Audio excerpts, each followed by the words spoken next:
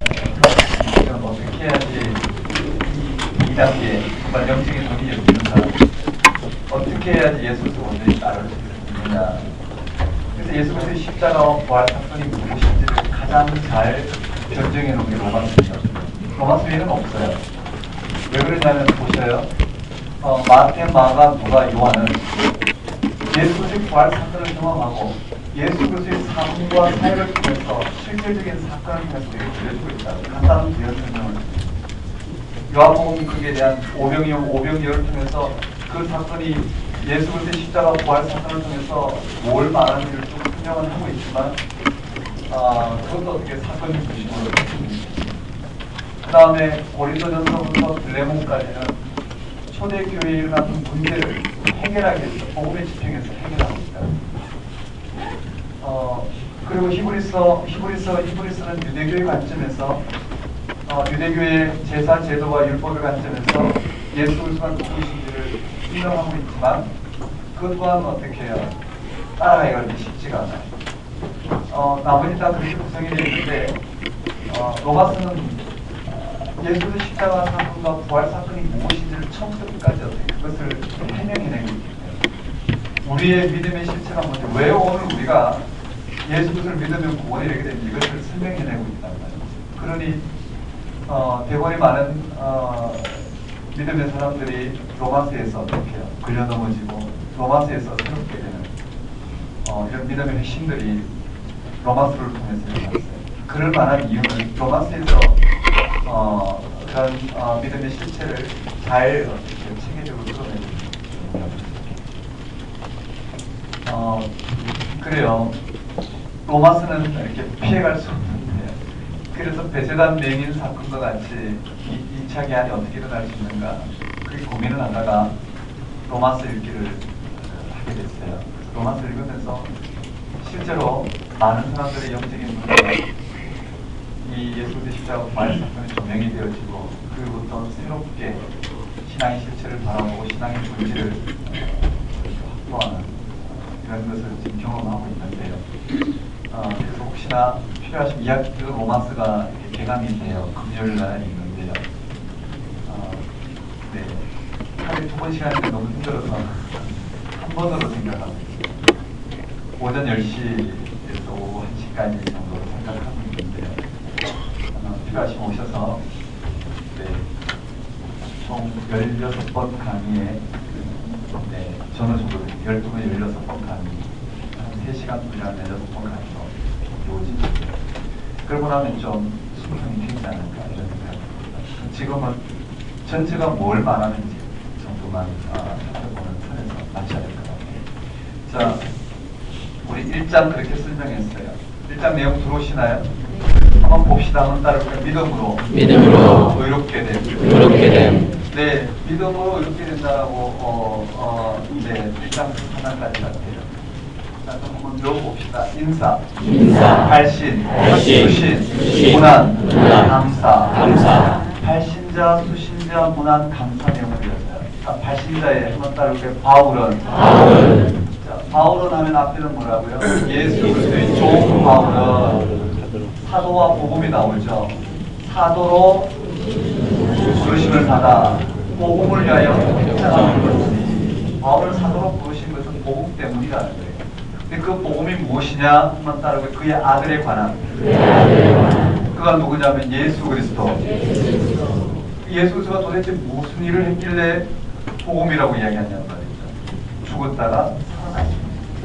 그것이 바로 복음이라는 거예요. 다시 말씀드리면 하나님의 창조 사건이 예수 그리스도를 통해서 우리가 얻게 됩니다. 하나님이 태초에 없는 것에서 있는 것으로 오늘 우리의 이 생명을 허락하셨다면, 마치 없는 것이 있는 것으로 우리 생명을 허락하셨다면 이제는 뭐라고요? 예수를 죽은 자 가운데에서, 죽은 자 가운데시란 우리가 원래 없었잖아요. 그렇죠? 원래 없었는데 하나님께서 생명을 허락하셨다면 우린 다 죽는데 죽지 않는 그 생명을 허락하셨다면 똑같은 사건. 하나님의 창조 사건이 부활 사건과 똑같은 사건이다. 하나님의 창조 세계가 바로 부활 사건으로 완성되어서 그게 우리의 생명이다.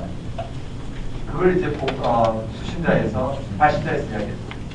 그런 예수 그리스도의 종 바울은 또 예수 그리스도의 것으로 부름받은 로마 교회에 한번 따라해볼까요? 은혜와 평강이 있을지어다. 그리고 감사 내용을 한번 따라해볼까요? 감사함은 너희 믿음이 자, 믿음 생활 로마 교회에게 한번 따라해볼까요? 신령한 은사 복음을 전하기를 원하노라. 되셨나요? 그래서 도중에 뭐라고요? 몇 번 방문하기를 원했는데 가지 못해서 이 신령한 은사 즉 복음을 써 보내는데 그 이유는 뭘까요? 너희를 경고하게 하고 맞죠? 열매를 맺게 하는 겁니다. 이 복음이 무엇이냐? 한번 따라고 이 복음은 모든 믿는 자에게 구원을 주시는 하나님의 능력이 됩니다. 이걸 앵무새처럼 아무리 외운다 해도 그것은 믿음이 아니라는 거예요. 그 실체가 뭔지를 들여다보고 우리가 오늘이라는 사건이 무엇인지를 바라보고 그게 내 운명을 거는 것이 믿음이죠. 여러분 골방에 앉아서 믿습니다 아무리 이야기하는 사람들 그게 믿음이 될 수는 없다라는 믿음은 그런 식으로 잡히는 거지. 그런 식으로 믿음이라고 이야기한다면 사이비라는 인간들이 훨씬 더 어떻게 믿음이 강한데 그들은 아닌데도 믿잖아요. 그들은 그런 방식으로 믿음을 강조할 수밖에 없어. 아닌데 믿으려면 아닌데 그것을 받아들이려면 그런 자기 암시 그런 자기가 믿는다는 행위를 통해서 밖에 없지 않아. 우리는 그게 아니라 믿는다는 건 실제로 우리에게는 하나님의 영적인 사건, 의의 사건에 오늘 우리의 삶의 운명을 거는 것을 말하는 거죠. 이 땅의 모든 사람을 거기다 거는 거예요. 천국은 마치 밭에 감춘 부활을 발견하고 자기 모든 소유를 팔아 상급받았다. 맞죠? 그런 하나님 나라의 내 삶의 실제로 그런 게 믿음이겠죠. 네, 믿음 맞아요. 자, 한번 따라해볼까요? 복음. 모든 믿는 자에게 구원을 주시는 하나님의 능력이 됩니다. 뭘 믿느냐가 중요하죠. 맞죠? 도대체 하나님의 능력이 무엇인데 하나님의 능력을 들어가는 게 무엇인데 오늘 우리로 하여금 구원을 이렇게 하느냐. 우리의 구원이 뭐냐 말이에요. 우리의 구원이 뭐냐. 그것이 뭐라고 해요? 하나님의 의라는 말이에요. 하나님 따라볼까? 하나님의 의. 하나님의 의의 계시. 맞아요. 우리가 구원을 얻는 것은 믿음의 방식으로 얻지만 믿음의 방식이라는 우리의 어떤 노력도 아니고 하나님 전적인 능력이 일어났다는 것을 말하죠. 그것을 단지 우리가 받아들이기만 하면 구원이 이렇게 되는데 그것을 믿음으로 이야기하고 한번 따라볼까요? 구원. 자, 왜 구원을 받느냐면 이 하나님 의에 계시기 때문에. 그러면 하나님의 의에 계신 예수 그리스도의 십자가의 죽음과 부활 사건을 믿음으로 하는 구원에 이르는데 그 사건이 아닌 이 땅에서의 이방인과 유대인들의 의로는 왜 구원을 받을 수 없는지를 설명합니다. 한번 따를까? 이방인의 죄, 유대인의 죄, 모두가 죄인이다. 의인은 없나니 하나도 없다. 그리고 우리 3장 한번 봅시다.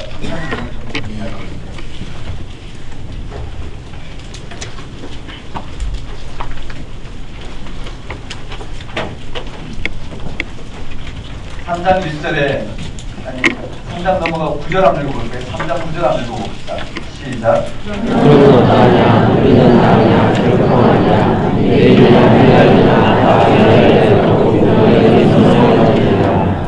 맞아요. 다 죄 아래 있다. 모두가 다 죄 아래 있다. 그 10절에 인용이란 의인은 없나니 하나도 없다. 깨닫는 자도 없고 하나님을 찾는 자도 없고 치우치 함께 무익하게 되고 선을 행하는 자는 없나니 하나도 없도다. 바울의 영적인 시각에서 보면 너무나 분명하겠죠. 그렇죠. 13절에 그들의 목구멍은 열린 무덤이요 그 혀로는 속임을 일삼으며 그 입술에는 독사의 독이 있고 그 입에는 저주와 악독이 가득하고 그 발은 피 흘리는데 빠른지라 파멸과 고생이 그 길에 있어 평강이를 알지 못하였고 그들의 눈앞에 하나님을 두려워함이 없는 일함과 같습니다. 그런데요 19절에 우리가 알거니와 무릇 율법이 말하는 바는 율법 아래 있는 자들에게 말하는 것이 이는 모든 입을 막고 온 세상으로 하나님의 심판 아래에 있게 하려 함이라. 그러므로 율법의 행위로 그 앞에 의롭다 하심을 얻을 육체가 없나니 율법으로는 죄를 깨달으니라. 이 말은 7장에 잘 설명되어 있죠. 21절에 이제는 율법 외에 하나님의 한 의가 나타나는 한 의 내모를 질까요? 21절에 하나님의 한 의 내모를 지고요. 하나님 의가 나타났는데 율법과 선지자들에게 증거를 받은 것이라 뭐라고 율법서와 선지서 즉 예언서에 이미 이 내용이 나와 있는데 하나님의 의 실제로 나와 있죠. 율법서 예언서에 하나님의 의가 나타났는데 그게 뭐냐면 22절부터 26절까지 네모를 치셔서 하나님의 의라는 것을 표시해 주는데요. 즉 21절에서 26절에 하나님의 의에 네모를 치셔서 하나님의 의로 화살표해 주는데요. 그게 하나님의 의예요. 곧 예수 그리스도를 믿음으로 말미암아 모든 믿는 자에게 미치는 하나님의 의이 차별이 없느니라. 그 속성을 언급하고요. 그 의가 뭔지 13절에 모든 사람이 죄를 범하였음에 하나님의 영광에 이르지 못하더니 그래도 예수 안에 있는 속량으로 말미암아 하나님 은혜로 값없이 의롭다 하심을 얻은 자 되었느니라. 이 예수를 하나님이 그의 피로서 믿음으로 말미암는 화목제물로 세우셨으니 이는 하나님께서 길이 참으시는 중에 전에 지은 죄를 간구하심으로 자기의 의로우심을 나타내려 하십니다. 곧 이때 자기의 의로우심을 나타내서 자기도 의로우시며 또한 예수 믿는 자를 의롭다 하여 하심이라. 예수 그리스도의 십자가 부활 사건을 그와 같이 설명하고 있어요. 그리고는 27절에 그런즉 자랑할 때가 어디 있느냐. 한번 따르게 자랑이 아니라 뭘로 되었다고요? 무슨 복으로냐? 행위로냐? 아니라 오직 믿음의 복으로입니다. 믿음의 복. 한번 따르게 자랑이 아니라 믿음의 복으로. 28절 그걸 설명하고 있어요. 그러므로 사람이 의롭다 하심을 얻은 것은 율법 행위에 있지 않고 믿음으로 되는 줄 우리가 인정하노라. 하나님은 다만 유대인의 하나님이시냐 또한 이방인의 하나님은 아니시냐. 진실로 이방인의 하나님도 되시느니라. 할례자도 믿음으로 말미암아 또한 무할례자도 믿음으로 말미암아 의롭다 하신 하나님은 한 분이시니라.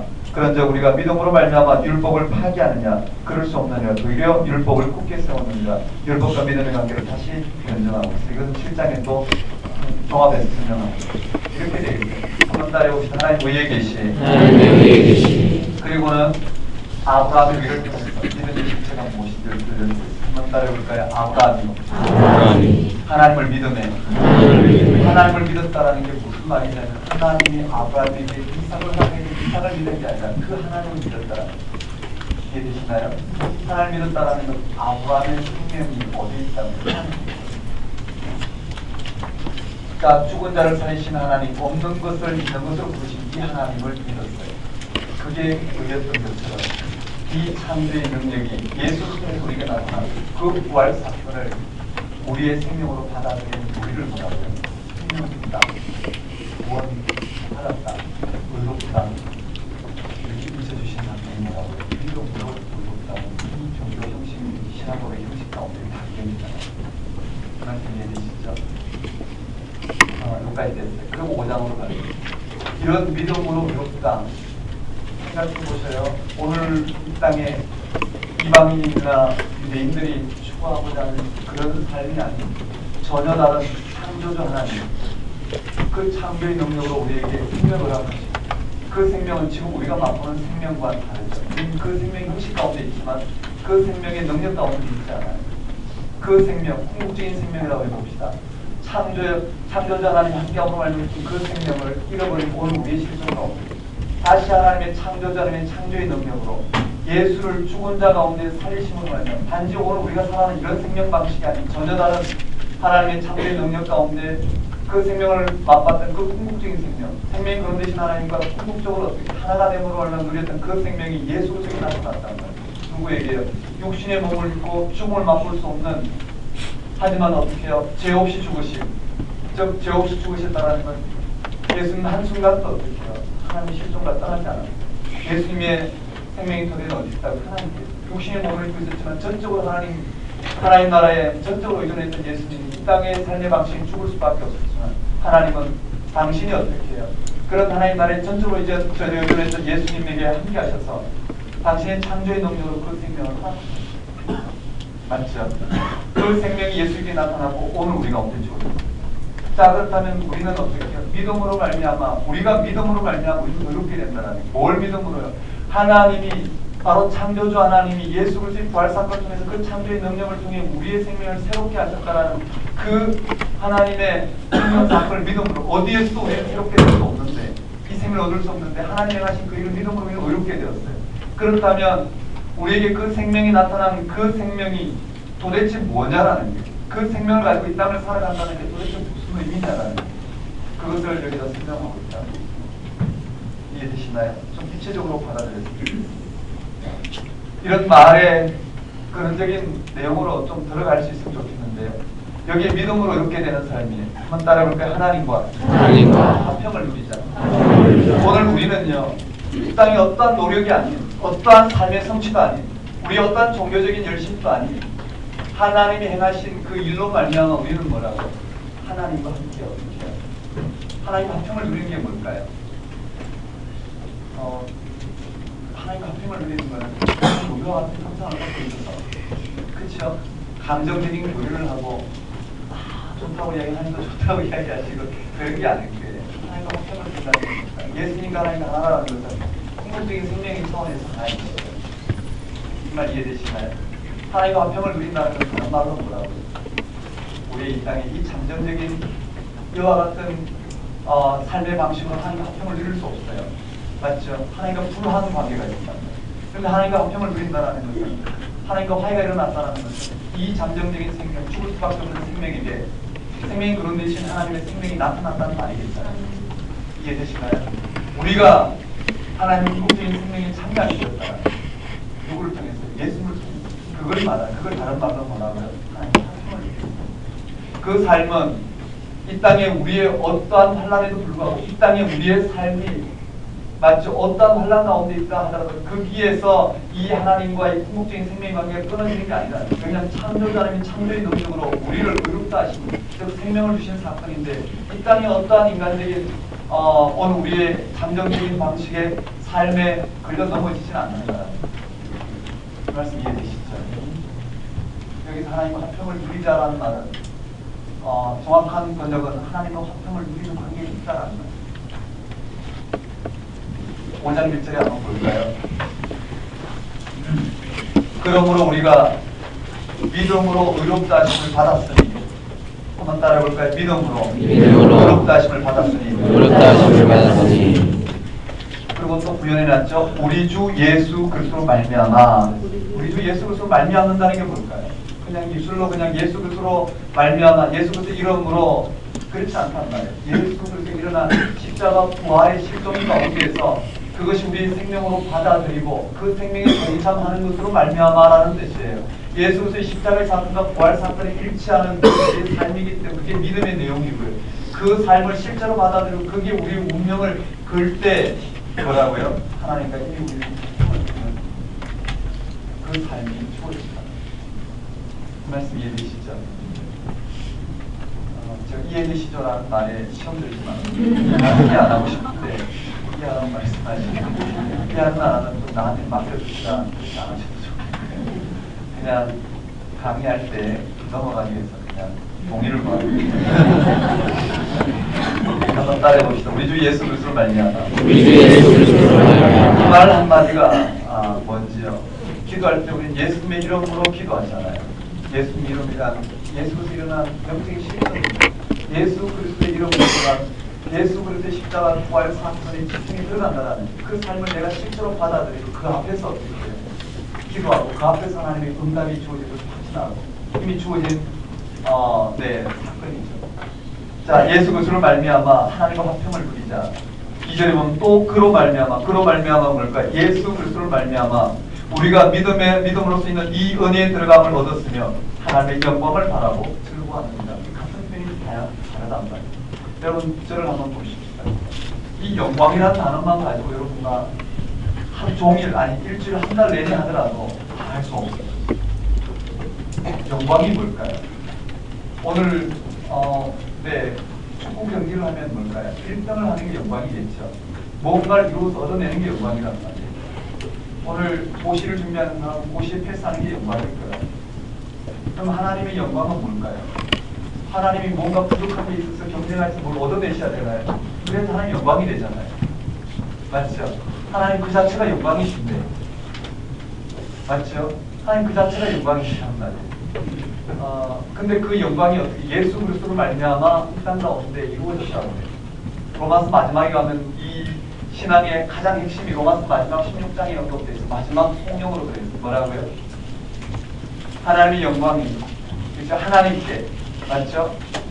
하나님의 영광이 하나님께 예수 그리스도로 말미암아 영광이 세세무궁하도록 있을지어다. 하나님께 예수 그리스도를 말미암아 영광이 세세무궁하도록 있을지어다. 즉 예수를 말미암아 하나님의 영광이 나타났다는 거예요. 영광이 완성되었대. 이 땅에 하나님 영광 자체이신데, 맞죠? 하나님 1등할 필요도 없는 영광 자체이시잖아요.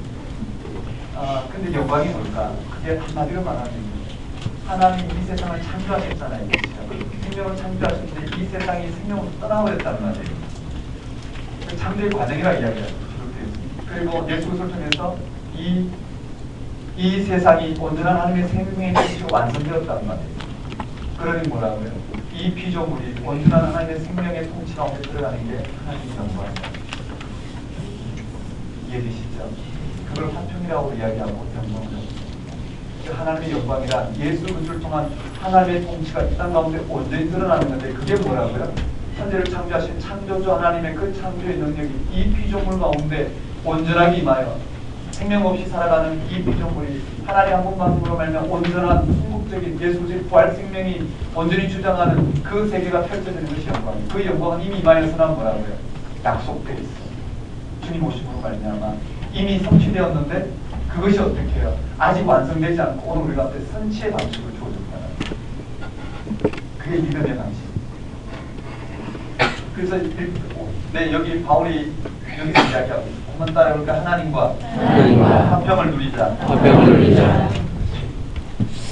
5장만 좀 자세히 설명하면 빠르게 지나갈 건데 한번 따라해볼까? 하나님과 화평을 누리자. 믿음으로 의롭다함을 받았으니, 맞죠? 예수 그리스도 말미암아, 즉 예수 그리스도 십자가 부활 사건으로 말미암아, 그게 일치함으로 말미암아 우리에게 뭐가 주어진다고요? 화평이 주어진다고요. 우리는 정서적으로, 감정적으로, 자기 연민으로, 자기 집중으로 어떻게 해요? 하나님과의 거리감을 좁혀보려고 하는데 불가능해요. 그런 것은 되지 않아요. 이스라엘이 자기 집중을 통해서 다윗과 솔로몬 같은 영광을 누림으로 하나님과의 정서적 거리를 줄이고자 하는 아니에요.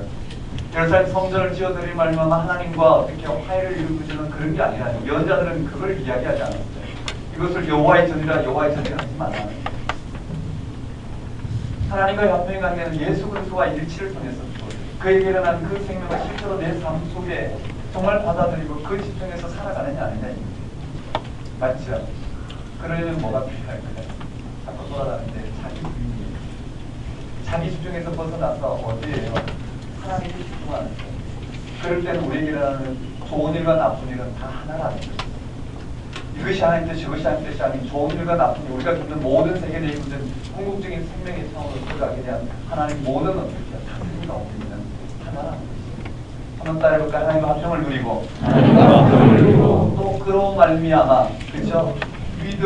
믿음으로서 있는 이 은혜에 들어갔으니, 믿음으로서 있는 이 은혜에 들어가면 얻었으니 하나님의 영광을 바라고 즐거워하자면, 한번 따라해볼까? 하나님의 영광. 이 문맥을 가만히 한번 보세요. 하나님과 화평을 누리자, 하나님의 영광을 바라고 즐거워하자. 맞죠? 언제도요? 언제? 한번 따를까? 환란. 3절에 보면 환란이 온다 하더라고요. 여전히 땅에는 하나님의 영광이 완전히 나타나기까지 우리가 문제는 어떻게 해요?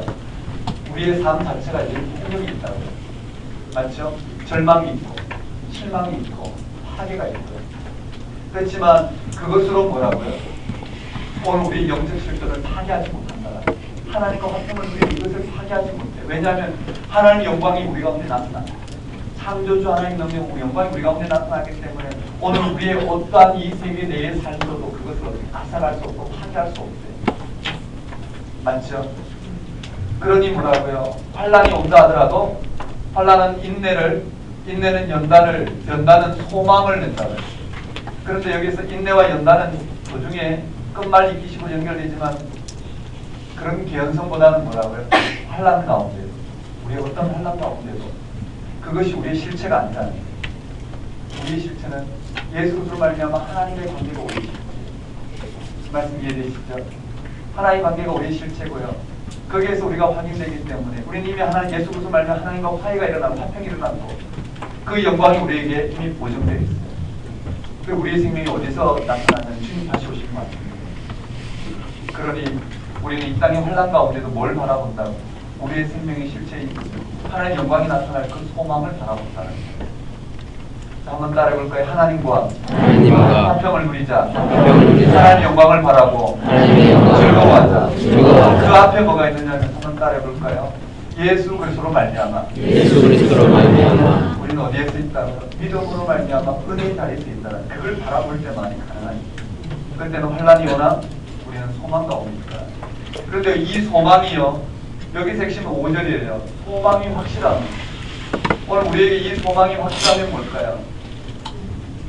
이 소망이 확실하다는 것은 이 소망이 오늘 우리 가운데 확실하다는 것은 그게 5절에 소망이 우리를 부끄럽게 하지 아니하면 우리에게 주신 성령으로 말미암아 하나님의 사랑이 우리 마음에 부어가 된다. 하나님의 사랑, 한번 따라해볼까? 하나님의 사랑. 이 소망이 확실한지 아닌지, 즉 우리에게 이 화평이 주어졌고 하나님의 영광을 바라고 즐거움으로 말미암아 우리의 생명이 하나님께 걸려 있고 하나님도 우리의 생명이 나타나게 되었다라는 것을 오늘 우리가 어떻게 확신하냐면 이 하나님의 사랑 때문에 그렇대요. 한번 따라해볼까? 하나님의 사랑. 하나님의 사랑. 그게 뭐냐면 예수 그리스도의 십자가 죽음과 부활 사건을 말미암아 오늘 우리에게 뭐가 주어졌다고요? 믿음이 주어졌다. 좀 잘 들으셔야 되는데요. 우리 모두는 예수를 그리스도라고 고백하고 있어요. 하지만 그 실체 가운데 들어가지 못해서 우리가 여전히 힘겨운 믿음의 싸움을 하고 있지만 성령은 우리로 하여금 뭐라고요? 예수가 그리스도를 믿게 하셨다. 이해되시죠? 믿게 하셨다. 바로 예수가 그리스도 되심을 믿게 하신 이것이, 그렇죠? 예수가 그리스도 되심을 믿게 하신 이것이 뭐라고요? 예수가 그리스도 되심을 믿게 하신 이것이 바로 오늘 이 소망의 실체라는 거예요. 다시 말씀드리면 예수 그리스도를 믿다. 예수가 그리스도 되심을 어떻게 해요? 우리가 믿어서 믿는 게 아니란 말이죠.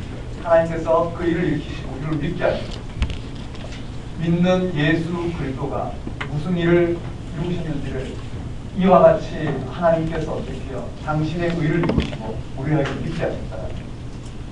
그리고 어떻게 해요? 그 세계 속으로 우리를 촉수합니다. 자, 한번 따라해 봅시다. 하나님과 화평을 누리자. 하나님의 영광을 하나님의 영광을 즐거워하자. 바라고 즐거워하자. 누가요? 믿음으로 말미암아 의롭다함을 받은 사람은 우리의 영적 실존이 무엇인지를 좀 바라보라. 이 안에 여러분, 하나님과 오늘 우리의 궁극적인 영적 실존 안에 있는 오늘 우리들은 도대체 무엇이 펼쳐졌을까요? 한번 따라해볼까요? 죽음으로부터 이 땅에 오늘 우리의 듣는 이 죽음의 소리는 뭐라고요? 자유예요. 실제 그 소명이 납니다. 어떻게 알 수 있을까요? 세상 사람들은 이렇게 얘기해요. 세상 사람들, 그런 게 어디 있느냐? 세상 사람들도 본 적이 없고 우리도 본 적이 없고, 그런데 우리는 뭐라고 해요? 그런 바가 있다. 그걸 통해서, 그걸 본 사도들에 의해서, 맞죠? 그걸 본 사도들에 의해서 우리는 들었고 그것을 믿게 된 것은 그 일을 일으키신 하나님께서 영으로 말미암아 오늘 우리 가운데 가르게 하셨다. 세상 사람들은 뭘까요? 본 적도 없고 들은 적도 없고 모른단 말이에요. 우리는 본 적이 있고 들은 적이 있고 그걸 확증하는 명이 있단 말이에요. 그 말씀 이해되시나요? 죽음 이후에 생명이 있다는 것을 예수 그리스도의 부활 사건을 직접 어떻게 사도들이 경험하고 그것을 우리에게 들려주고 있어요. 우리는 그 사도들의 틀 위에서 우리 신앙을 합니다. 그 말씀 이해되시죠? 그래서 세상 사람들이 그것조차도 부인한다면 문제가 되는 거예요. 맞죠? 그것조차도 예를 들어서 허블 망원경을 가지고 블랙홀을 본 과학자가 있다고 봅시다. 오늘 우리는 뭘까요? 지구가 둥글다라는 것을 우리는 본 적이 없어요. 우주에 나갔다 오신 분이신가요? 우주인이신가요? 없죠?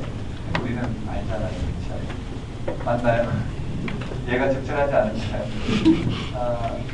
오늘 우리의 신앙의 뜻은요, 바로 우리에게 예수가 그리스도신다는 믿음이 발생했고, 그 예수가 그리스도 대신 이 믿음의 실체가 바로 사도들의 어떻게 실제 경험을 통해서 우리 가운데 확정되어지고, 그것이 얼마나 확실한지 성령의 증거를 통해서 사도들의 어떻게 이 성서의 말씀에 기독교 역사의 전통을 통해서 우리 가운데 전해지고 있죠. 자, 한번 따라해볼까요? 죽음으로부터 자유. 우리는 죄로부터 자유롭다. 그럼 죄로부터 자유롭다는 얘기 이해되시죠? 이 죄로부터 자유롭다는 말이 실제로 들어와야 되는데요. 오늘 여기서는 죄와 죽음과 같은 명령이에요. 우리는 하나님부터 떠난 이 실존 가운데 살지만 우리는 여전히 뭐라고요? 우리 스스로 노력해서 하나님께 갈 수 있는 방법도 없고 없단 말이에요. 예수를 믿더라도 우리 스스로 뭐를 노력해서 갈 수 있는 방법은 없다고. 여전히 우리는 죄의 실존 가운데 있어요. 맞죠? 그렇지 않은 사람들은 예수가 필요 없어요. 예수를 믿음으로 말하면 내가 예수님처럼 되어서 예수님이 없어도 구원받을 수 있다는 사람은 아무도 없단 말이에요. 다시 말씀드리면 생명 차원을 볼까요? 하나님 예수 그리스도를 죽은 자 가운데 살리심으로 하는 우리에게 생명이 나타났어요. 그 생명을 우리가 무슨 수로 어떤 방법으로 얻을 수 없다. 우리 예수 그리스도를 통해서 우리에게 주어진다는 거예요.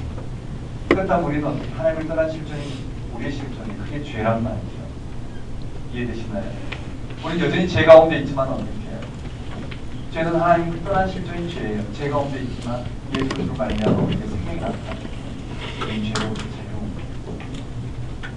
율법으로부터 자유로운데 한번 따라 그 율법으로부터 율법을 좀 봐야 되지만 분명을 보지는 않아요. 넘어가겠습니다. 한번 따라해볼까요? 하나님과 화평을 누리자. 하나님 영광을 바라고 즐거워하자. 소금으로부터 자유. 네, 죄로부터 자유. 율법으로부터 자유. 실제로 그것이 일어나시면 그 세계에 드러나는 것은 뭐라고요? 예수 그리스도의 십자가 부활사건이 일치할 때만 가능합니다. 그래서 여전히 우리는 뭘까요? 마음으로는 하나님 법을 주시는 죄의 법을 이 실존과 없습니다. 이런 실존을 어떻게 해결할 수 있는가? 해결이 8장이고 뭔가를 성령 안에서 8장은 좀 자세히 봐야 돼요. 이 성령 안에서의 삶이 8장에서 로마서에서 말하고자는 뜻입니다. 자, 8장은 분단 나누기가 정확히 돼야 돼요. 뭘 말하는지요? 8장 1절에 이렇게 되어 있어요. 그러므로 이제 그리스도 예수 안에 있는 자에게는 결코 정죄함이 없나니 이런 그리스도 예수 안에 있는 생명의 성령의 법이 죄와 사망의 요소들을 해방하였습니다. 이게 우리 가운데 있는 실존의 8장은요 1장부터 7장까지 내용을 요약하면서 우리로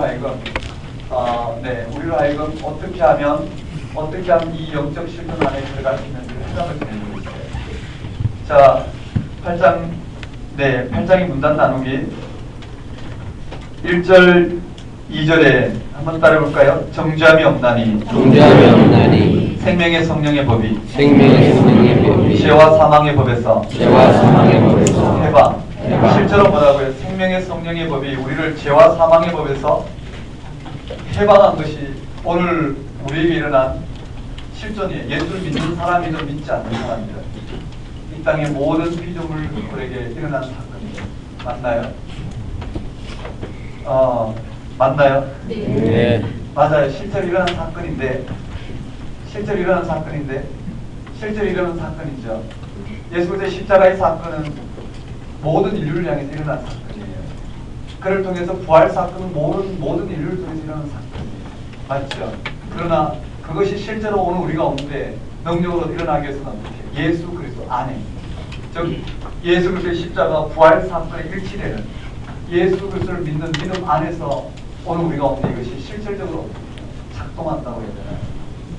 자, 그러므로 이제 예수 그리스도 안에 있는 자에게는 맞죠? 예수 그리스도 안에 있는 자에게 결코 정죄함이 없나니 이런 그리스도 예수 안에 있는 생명의 성령의 법이 죄와 사망의 법에서 너를 해방하였습니다. 한번 따라볼까요? 생명의 성령의 법이 죄와 사망의 법에서 해방. 자, 6장 아니 8장에는 이 전체의 사건을 한마디로 요약하고 있어요. 생명의 성령의 법이 생명의 성령의 법이 뭘까요? 하나님 예수 그리스도의 부활 사건이 맞죠? 한번 따라볼까요? 죄와 사망의 법에서 우리를 해방하였다. 그러면서 8장 1절에서 17절까지 한 내용이죠. 8장은 1절부터 17절까지가 이렇게 한 내용이에요.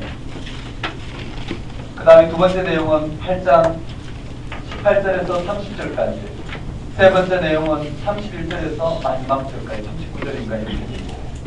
이 세 본문은 신약 전체에서 가장 어려운 본문이자 가장 중요한 말씀입니다. 한번 따라해볼까요? 생명의 성령의 법이 죄와 사망의 법에서 해방. 맞아요. 생명의 성령의 법이 죄와 사망의 법에서 해방하였다라는 그 그게 뭔지 3절에서요 11절까지 내용입니다. 그게 뭔지요? 3절에서 11절까지 내용을 부연 설명하고 있습니다. 자, 생명의 성령의 법이 죄와 사망의 법을 세방하였다는 것을 3절부터 11절까지 3절에서 11절까지 내용을 가지고 부연 설명하고 있습니다. 따라오실 수 있겠죠? 앞의 내용을 요약해서 뭐라고요? 생명의 성령의 법이 죄와 사망의 법을 해방하였다. 그리고 3절부터 11절까지를 부연 설명하고 있어요. 거기에 3절에 율법이 육신으로 말미암아 연약하여 할 수 없는 그것을 하나님은 하시나니 곧 죄로 말미암아 자기 아들을 죄 있는 육신의 모양으로 보내어 육신의 죄를 점하사 육신을 따르지 않고 그 영을 따라 행한 우리에게 율법의 요구가 이루어지게 하려 하심이라. 무슨 말인가요? 예수 그리스도를 통해서 우리에게 율법의 요구, 율법의 요구는 뭘까요? 율법 뭘 요구했죠? 우리로 하여금 하나님께로, 맞죠? 하나님께 향하도록 요구했어요. 전적인 어떻게 하나님이 우리의 생명의 토대임을 알고 그게 우리의 운명을 맡기도록 율법을 요구하고 있는데 그 일이 오늘 우리의 육신의 연약함을 이룰 수 없었어요. 죄만 일어나죠. 점점점 어떻게 해요? 율법을 통해서 오히려 자기 의를 드러내므로 하나님부터 점점 어떻게 해요? 멀어지는 일들이 벌어졌어요.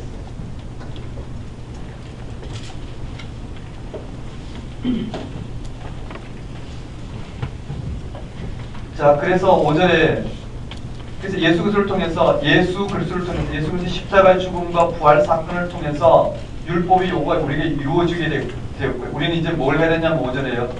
육신을 따르는 자는 육신의 일을, 영에 따르는 자는 영의 일을 생각하나니 육신의 생각은 사망이요 영의 생각은 생명과 평안이라. 육신의 생각은 하나님과 원수가 되나니 이는 하나님의 법에 굴복하지 아니할 뿐만 아니라 할 수도 없습니다. 육신에 있는 자들은 하나님을 기쁘게 할 수 없느니라. 만일 너희 속에 하나님의 영이 거하시면 너희가 육신에 있지 않고 영이 있나니 누구든지 그리스도의 영이 없으면 그리스도의 사람이 아니라. 또 그리스도께서 너희 안에 계시면 몸은 죄로 말미암아 죽은 것이나 영은 의로 말미암아 살아있는 것이니라. 예수를 죽은 자 가운데 살리시니 영이 너희 안에 거하시면 그래서 예수를 죽은 자 가운데 살리시니가 너희 안에 거하시는 그 영으로 말미암아 너희 죽을 몸도 살리시니라. 이 영을 생명으로 바꿔오는 정확하게 드러난 것입니다. 다시 말씀드리면 육신의 일은 뭐라고요? 네, 육신을 따르는 자는 육신의 일을, 영을 따르는 영의 일을 생각하는 육신의 생각은 사망이요 영의 생각은 생명과 평안이라고 했습니다. 이게 뭔지 실제로 받아들여야 되겠지. 네, 지금 여기에서 간단히 보면요, 이 율법주의자들이 따르는 건 뭘까요? 육신의 일이에요. 맞죠? 이 율법주의자들이 따르는 것도 육신의 일이에요. 근데 영의 일은 뭘까요? 하나님이 예수 그리스도를 행하신 그것을 실제로 받아들이는 거라고요. 생명과 평안으로 가지만 여전히 오늘 우리 육신의 일로 무엇을 하나님 앞에 행할 수 있다고 생각하는 거라고요. 사망으로 가는 그것으로는 오늘 우리가 생명을 얻을 수 없잖아요. 그 말씀 이해되시죠? 네. 자, 대학에 설명해야 되지만 부연 설명적으로 한번 따르고 육신의 일, 영의 일. 그럼 여러분이 한번 물어봅시다.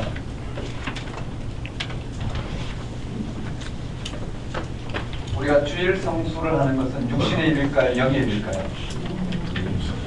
그렇지 않아요. 우리가 할 수 있고 할 수 없는 것은 영의 일이 아니라 육신의 일이에요. 이해되시겠어요? 그러면 율법주의자들이 주장했던 부분도 있죠. 율법주의자들이 율법을 지키자고 했단 말이죠. 그렇죠? 그게 영의 일일까요? 육의 일일까요? 무슨 말이냐면요, 우리의 생명의 차원은 영이라는 건 뭔가요? 생명의 차원이에요. 그렇죠? 영은 생명의 차원이에요. 영적이라는 것은 전적으로 하나님께서 우리가 가신 생명의 차원이에요. 그 차원은 네, 영적이라는 것은요, 그 생명의 차원을 이야기하는 거예요. 우리가 뭘 할 수 있고 하지 않을 수 있는 다 육의 차원이에요. 그런 성령의 감동함, 즉 그런 영의 사건에 붙들려 우리가 행함으로 말미암아 영적인 일이 우리를 통해서 드러날 수는 있지만 우리가 행하는 일이 영적인 일은 될 수 없잖아요. 맞습니까? 사람은 누구도 영적일 수가 없어요. 하나님의 앞에 예수 그리스도를 통해서 어떻게 그 생명의 실제 참여함으로 말미암아 우리에게 뭐라고 영적인 일이 드러나요. 맞나요? 여러분 가만히 생각해 보시죠. 우리가 성경에서 말하는 영적인 것과 우리가 생각하는 영적인 것 얼마나 차이가 나는 거예요. 다시요. 11조를 행하는 것이 영적일까요? 육적일까요? 네, 그것은 육적인 부분. 그런 육적인 부분이 뭐라고요? 영적인 감동함을 통해서 우리를 통해서 드러날 뿐이에요. 만일이 그게 영적이라면 뭘까요? 그것도 생명이 발생해요. 생명은 전적인 하나님의 차원이에요. 어디에서요? 예수 그리스도의 십자가와 부활 사건에서만 뭐라고요? 생명이 발생해요. 그 말 이해되시죠? 이게 분별이 돼야지 오늘 이 말씀이 들어온단 말이에요. 이게 분별이 안 되니 그들은 뭐라고? 이 차원, 율법적 차원에서 끊임없이 생각하고 또 열방주의적인 차원에서 이해되시나요? 오늘 죽을 병이 걸렸다가 갑자기 나았단 말이에요. 내가 나았어요. 영적일까요? 육적일까요? 육적인 거예요. 나았다고 해서 그거 안 죽나요? 죽어요. 또 다른 질병이 걸릴 수도 있어요. 그건 육적이라는 그것으로 생명이 확인되는 건 아니라고요. 생명이 확인되는 차원이 뭐라고? 영적인 차원이라고 해요. 실제로 그렇잖아요. 여기에 신령한 은사를 전하겠다고 했어요. 그 신령한 은사는 예수 그리스도의 십자가 부활 사건을 통해 우리에게 일어난 생명 사건이란 말이에요. 그것이 영적이란 말이에요. 이해되시겠죠?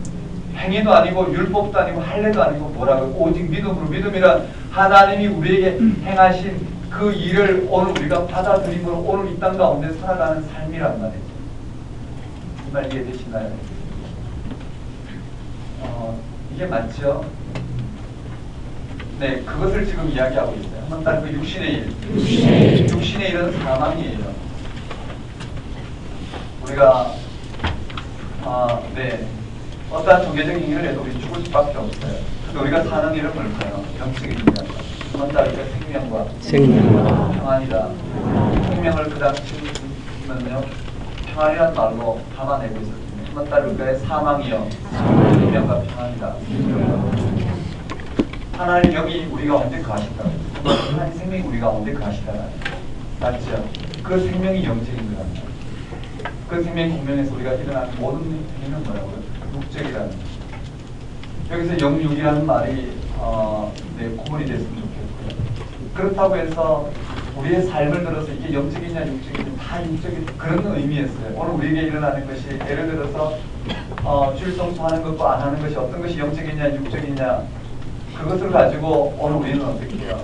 판단할 수 없게 그렇게 판단하는 게 뭘까? 이 사람과 결혼하는 것이 하나님 뜻일까요? 저 사람과 결혼하는 것이 하나님 뜻일까요? 다른 말로는요. 이 사람과 결혼하는 게 영적일까요? 저 사람과 결혼하는 게 영적일까요? 아니라는 거예요. 그건 다 육적일 수 있다. 그렇지만 그런 육적인 것이 뭐라고요? 성적인 영적인 공명을 통해서 오늘 우리를 통해서 어떻게 드러나느냐의 문제겠죠. 로마서를 한번 가만히 읽어보면 그렇게 돼 있어요. 영적인 건 뭐라고요? 예수 그리스도의 십자가에서 부활 사건을 통해서 우리가 오게 되신 생명 사건이 영적. 맞나요? 그것이 결정되겠어 어떻게 해요? 이 땅의 삶은 우리의 삶이 강한 육적인 삶이 영적으로 드러나게 된다. 하나님의 뜻이 우리를 통해서 드러나게 되는 영적인 일이 우리를 통해서 드러나게 됩니다. 여기에서 오늘 드러나게 되면 어떻게 해요? 하나님 나라가 여기 있다 저기 있다. 많은 맞죠? 여기 있네 어디 갔지? 여기 있네 어디 갔지? 끊임없이 내 문제가 좀 계속되면 하나님 나와 함께 하니까고 내가 생각하는 방향이 일어나지만 하나님 어디 가셨을까? 내가 무슨 문제가 있나? 여기 있네. 늘 이런 식으로 생각하고 평생 그렇게 살아요.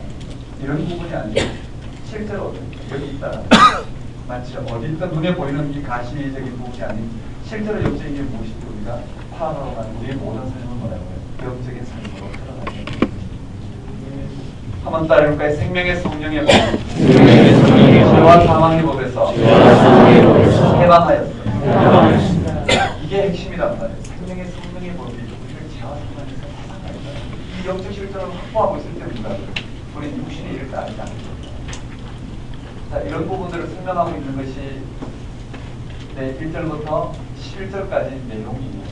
그리고 12절부터 17절까지는 한번 따라해볼까요? 여기에 12절부터 17절까지 한번 따라하겠습니다. 그러므로 12절부터 17절 그러므로 우리는 어떻게 해야 되나요? 이런 영적 실전 가운데 있는 그러므로 형제들아 우리가 빚진 자로 돼 육신에게 져서 육신대로 살 것이 아니라. 한번 따를까? 육신대로 져서 육신에게 져서 육신대로 살 것이 아니라. 그러므로 뭘까? 육신의 이런 사망이고 영의 이런 생명과 평안이 우리 가운데는 하나님 영이 우리 가운데 거하시고, 맞죠? 우리 가운데는 하나님 영이 거하시다고 그랬어요. 그 앞에 보면요. 예수를 죽은 자 가운데서 살리신 11절에요. 예수를 죽은 자 가운데 살리신 영이, 이 말이 뭘까요? 생명이란 말이에요. 예수를 죽은 자 가운데 살리시는 영이 성령인데, 성령은 뭐냐면 창조 영이요 부활의 영이잖아요. 우리에게 그 생명이 너희 안에 거하시면, 그래서 예수를 죽은 자 가운데 살리신 이가 너희 안에 거하신 그 영으로 말미암아 너희 죽을 몸도 살리신, 이게 영적인 일이란 말이에요. 그러므로 육신에게 져서 육신대로 살 것이 아니라고. 한번 따를까? 육신에게 져서 육신대로 살 것이 아니라. 근데 육신에게 져서 육신대로 살 것이 아니라는 거예요. 그러므로 뭘 하라고 말했느냐면요, 너희가 육신대로 살면 반드시 죽을 것이로되 영으로서 몸의 행실을 죽이면 산대요. 여러분, 영으로서 몸의 행실을 죽여라, 이 말 실질적으로 와닿아야 돼요. 한번 따를까? 영으로서 몸의 행실을 죽이면 살리라. 이 영으로서 몸의 행실을 죽이면 우리는 산대. 위에 같은 말, 똑같은 말이에요. 영으로서 몸의 행실을 죽인다는 게 도대체 무슨 말일까? 네. 영으로서 몸의 행실을 죽인다는 게 무슨 말일까? 뒤에 한번 볼까요? 14절에 무릇 하나님의 영으로 인도함을 받는 사람은 곧 하나님의 아들이라. 너희는 다시 무수하는 종의 영을 받지 아니하고 양된 영을 받았으므로 우리가 아빠 아버지라 부르짖느니라. 성령이 친히 우리의 영과 더불어 우리가 하나님의 자녀인 것을 증언하나니, 자녀임은 또한 상속자 곧 하나님의 상속자여 그리스도와 함께한 상속자니 우리가 그와 함께 영광을 받기 위하여 고난도 함께 받아야 할 것입니다. 현실은 뭐라고요? 고난과 영광이 실제하고 있는 거예요. 맞죠? 육과 영이 실제하고 있단 말이에요. 그래서 영으로서 몸의 행실을 죽인다라는 것은 예수 그리스도에게 나타난 그 생명, 우리의 생명으로 받아들이고 이 땅의 삶을 그 생명으로 채워가는 것이 영으로서 내 몸의 행실을 죽이는 행위겠죠. 무슨 말인지 이해되시나요? 그러려면 뭐라고요? 우리가 언제 생명이 뭔지 확인해야, 그 생명이 뭔지를 확인하기 위해서 바울은 뭐라고 이야기하고 있느냐면 한번 따라볼까요? 하나님의 아들, 아빠 아버지, 하나님의 자녀, 하나님의 상속자. 이게 다 무슨 개념인가요? 하나님의 생명이 우리 가운데 주어졌다는 것을 지금 확정해주고 있습니다. 끊임없이 어떻게 해요? 생명의 성령의 법이 죄와 사망에서 우리를 해방하였다. 어떻게 해방하였나요? 생명을 주심으로요. 생명의 성령의 법이 오늘 우리 가운데 예수 그를 살리신 그 하나님의 영이 오늘 우리 가운데 임하였다는, 그 말은 그 생명이 우리 가운데 임하였다는, 그 생명이 우리 가운데 있음으로 말미암아 죄와 사망의 법에서 우리는 넘어가게 됐다는. 그럼 우리는 뭘 바라봐야 될까요? 죄와 사망에서 건져내신 그 영을 바라보고, 그 영이 우리의 생명이고 그 영이 오늘 우리의 실존이고 그것이 오늘 우리의 어떻게 이 땅에 풍족적으로 회복되어야 될 실체라는 거예요. 실체. 그것을 받아들이고 그게 우리 운명을 거는 것이 영으로서 몸의 행실을 죽이는 육신에 져서 육신에게 져서 육신대로 살 것이 아니요 영으로서 몸의 행실을 죽이는 것. 맞죠? 이것이 우리의 삶의 실체예요. 그러면서 여기에 무엇이 언급되냐면 한번 따로 하나님의 아들, 아빠 아버지, 상속자, 자녀, 이런 개념을 가지고 설명하고 있습니다. 자, 그럼 8장 1 정리해 봅시다. 생명의 성령의 법이 죄와 사망의 법을 해방하였다. 이게 들어와야 돼요. 그렇죠? 우리에게 뭐가 나타났다고? 생명의 성령의 법. 생명이 나타남으로 말미암아 우리로 하여금 뭐라고? 죄와 사망의 법에서 벗어나게 되었다. 그 생명을 얻게 되었다. 우리 힘이 아니고 우리가 죄의 문제를 해결하고, 맞죠? 죽음의 문제를 해결한 게 아니라 생명이 나타남으로 말미암아 우리 여기서 넘어서게 되었다. 그것을 여기서 쭉 연습력 하고 있다가 한번 따라해볼까요? 육신의 일은 사망이다. 영의 일은 생명과 평안이다. 영이 우리 가운데 나타났대요. 그렇죠? 예수 그리스도를 죽은 자 가운데 사신 영이 오늘 우리와 함께하고 계시고, 그 영이 우리로 하여금 죽은 자 가운데서 살리실 거라는, 그 영의 일을 받아들이는 것입니다. 그것을 오늘 우리의 생명으로 받아들이고 그걸 확인하고 거기에 의존해서 살아가는 것이 뭐라고요?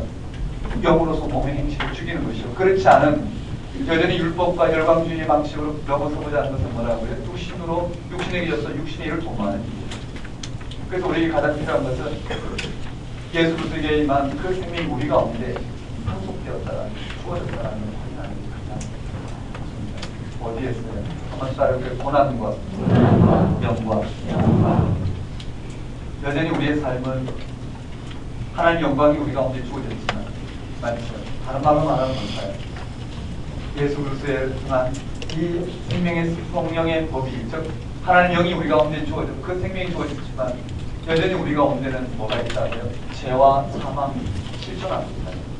그래서 우리를 하여금 뭐라고요? 죄와 사망에 걸려 넘어지게 그런 것을 극복하도록 이와 같은 율법과 열방주의 이와 같은 방식으로 오늘 우리 육신에게 서 육신의 일을 도모하도록 끊임없이 우리를 어떻게 해요? 요구하지만 우리 가운데는 뭐가 있다?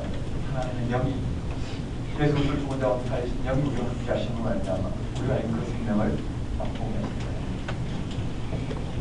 여러분 설명이 좀 어려운가요? 아니죠? 어려운 어렵게 느끼시나? 네, 8장 이렇게 설명했어요. 간단하게만 보고 5분 안에 끝내겠습니다. 여기에 8장 18절에 그렇게 되어 있죠.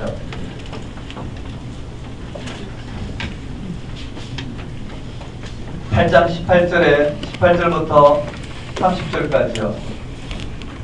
가장 어려운 본문이라고 그랬죠. 그런데 거기에 영광이 나타나 있어요. 18장의 영광, 18절의 영광 동그라미 해보세요. 동그라미 하셨어요? 그 다음에 30절에 영화롭게 하셨느니라.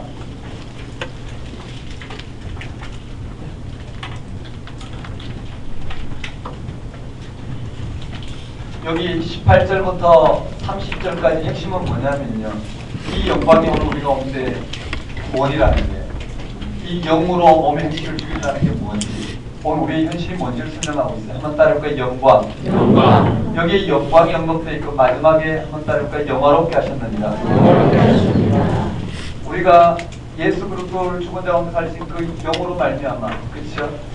오늘 우리에게 온전한 생명이 나타났는데 그것이 영광이라고 이야기했어요. 한번 따라해봅시다. 영광.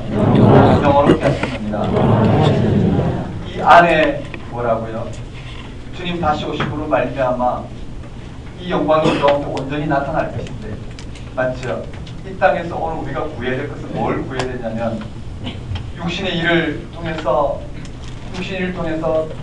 이 죄와 사망의 법에서 벗어나고자 발버둥치는 그런 삶은 결국은 어떻게 죽음으로 갈 것이고, 우리를 거기서 건져낼 수 있는 것은 단 하나인데 예수 그리스도를 통해서 우리에게 주신 그 생명 사건이라는 거예요. 그걸 통해서 오늘 우리가 이와 같이 영광에 참여하게 될 것인데, 거기에 한번 따라해볼까요? 피조물이 고대하는 바. 피조물의 탄식. 여기에 피조물의 탄식이 나오고 한번 따라해볼까요? 성령의 처음 익은 열매. 성령의 처음 익은 열매인 오늘 우리, 성령의 처음 익은 열매인 오늘 우리 그리스도인의 탄식이 나와요. 한번 따라해볼까요? 성령의 처음 익은 열매. 그 다음에 한번 따라하겠습니다. 성령의 탄식. 자, 영광에서 영광으로 오늘 우리가 끝나는데요. 18절 30절이에요. 영광에서 영광으로 끝나는데 여기에 피조물의 탄식, 이 땅의 모든 고난 가운데 있는 피조물, 즉 고난 가운데 있다는 생명이 없는 이 현실 가운데 있는 이 피조물의 탄식, 성령의 처음 익은 열매인 오늘 우리에게도 생명이 나타났지만 여전히 우리는 어떻게 해요? 죄와 사망의 죽음 아래의 고난 가운데 있어요. 또 성령은 어떻게 해요? 여전히 성령이 이 땅 가운데 예수 그리스도를 통해서 생명이 무엇인지를 드러내고, 성령이 이와 같이 창조하신 창조의 이 세계를 창조의 영으로 말미암아 완성하시고자 지금도 임하였고 활동하고 계시는데, 그가 탄식하는 그 탄식, 이런 실존 가운데 아직 주님 오시기까지 성령은 어떻게 해요? 탄식하고 있어요. 탄식하고 있는 이 탄식으로 말미암아 궁극적으로 탄식하는 게 뭐냐? 영광이 임하는 거예요. 이해되시나요? 이 탄식하는 것은 이 하나님의 영광에 이르는 것이 해답이라는 거예요. 즉 이 모든 피조물이 즉 오늘 우리 이 땅의 모든 피조물이 탄식하고 있고, 성령의 처음 읽은 열매인 그리스도인들, 무엇이 우리의 생명인지 확인한 그리스도인들도 여전히 이 현실 가운데 탄식하고 있고, 성령도 마찬가지로 탄식하고 있고, 탄식이란 어디에서 어떻게 우리 구원이 어디에 나타났냐면 이 영광에서 나타난 거라. 이 영광은 예수 그리스도의 십자가의 죽음과 부활 사건을 말미암아 이 땅 가운데 나타났고 주님 오심으로 말미암아 그 영광이 온전히 어떻게 드러날 것이다. 그래서 이 모든 탄식은 이 영광이 나타나기를 탄식하는 거예요. 이해되시나요? 그래서요, 이 탄식의 세 가지의 탄식을 통해서 드러내고자 했던 것은 한번 따라볼까요? 모든 것이 합력하여 모든 것이 합력하여 선을 이루고. 여기에 본문에 보면 이렇게 되어 있어요. 한번 따라볼까요? 모든 것이 합력하여 선을 이루고. 모든 것이 합력한다는 건 피조물의 탄식과 성령의 처음 익은 열매의 탄식과 오늘 성령의 탄식을 통해서 오늘 우리의 이 땅의 고난의 문제가 어디서 해결되냐면 영광에서 해결되는데 그 말을 모든 것이 선을 합력하여 선을 이루고. 이 선이 뭐냔 말이죠. 선은 영광이 나타나는. 한번 따르고 영광. 이해되시겠어요? 그렇게 연결되는 것이 18절부터 30절까지 문맥의 내용을 가지고.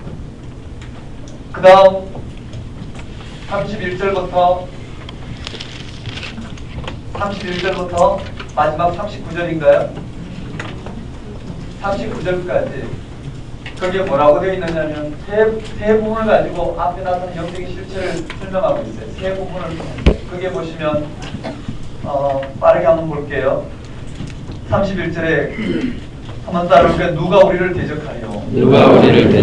자, 여기에요.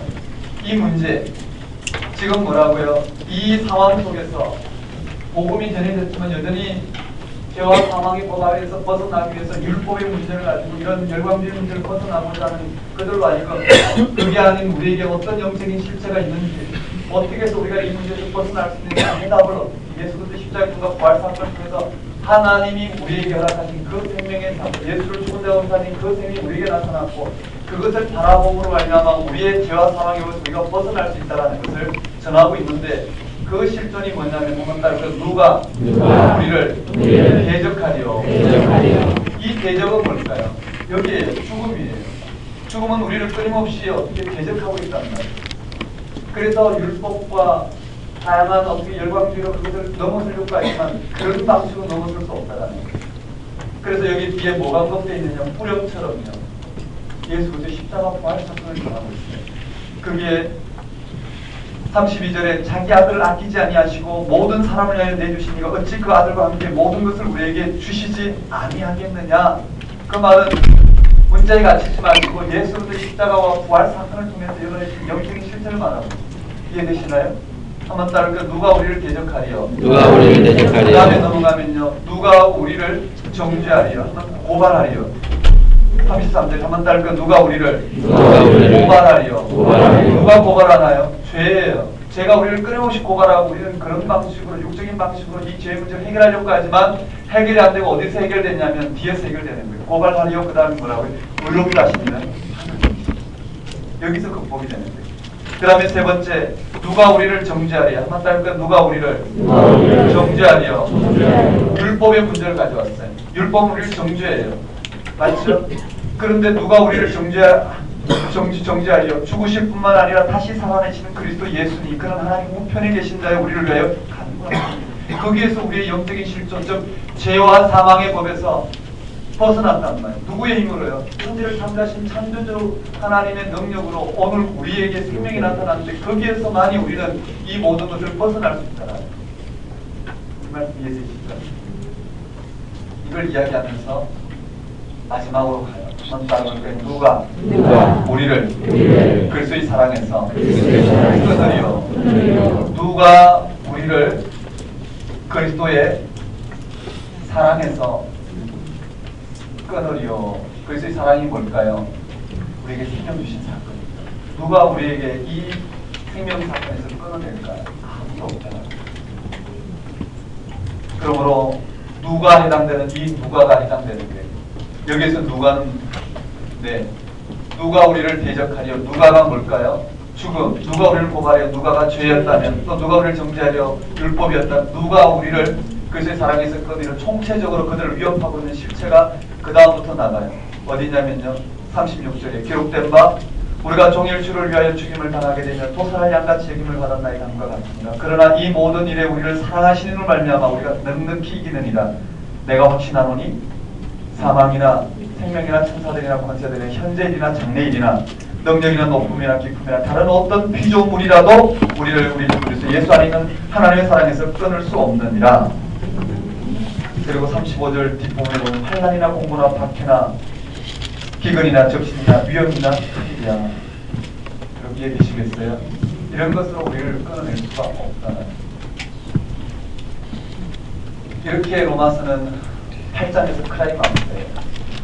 한번 따라해볼까요? 믿음으로 어렵게 된 믿음으로 어렵다함을 받는 사람의 삶, 어렵다함을 받은 사람, 하나님과 평을 누리고 하나님의 하나님의 영광을 바라고 즐거워하자. 하나님의 영광을 바라고 즐거워하자. 죽음으로부터 죄로부터 율법부터 자유. 그렇죠. 그 다음에 한번 따라해봅시다. 마음으로 하나님의 법을, 육신으로 주의 법을. 그리고는 어떻게 해서 오늘 우리가 이런 영적인 실존에서 승리할 수 있는지 그 해답을 발산해 주세요. 이거 한절 지금의 하나님 공부예요. 이렇게 거칠게 하면 사람한테 뭘 말하는지 말하고요. 그 다음 밥 먹고 와서 12장, 16장까지 간단하게 하고 이제 고린도전서는 쉬워요. 이 실체를 가지고 문제를 해결하고 로마서가 좀 길었는데 식사하고 와서 1시 반에 아니 2시에 시작하는 거 있습니다. 2시에 시작해서 좀 진도를 좀 빨리 기도하고 마치겠습니다. 하나님 아버지, 여러 가지 상황 가운데 말씀 앞에선 저희들로 하여금 상황을 넘어서고 형편을 넘어서고 우리의 생각을 넘어선 하나님의 강력한 이 땅을 향하신 그 영적인 일만을 바라볼 수 있도록 저희 영혼을 인도하여 주옵소서. 로마서 말씀을 통해서 말씀하시고자 하는 그 영적인 실체가 말씀을 통해 우리 가운데 온전히 조명되어지게 하시고 저희의 지각을 넘어선 하나님의 놀라운 은혜만이 저희를 주장할 수 있도록 인도하여 주옵소서. 예수님 이름으로 기도드리옵나이다.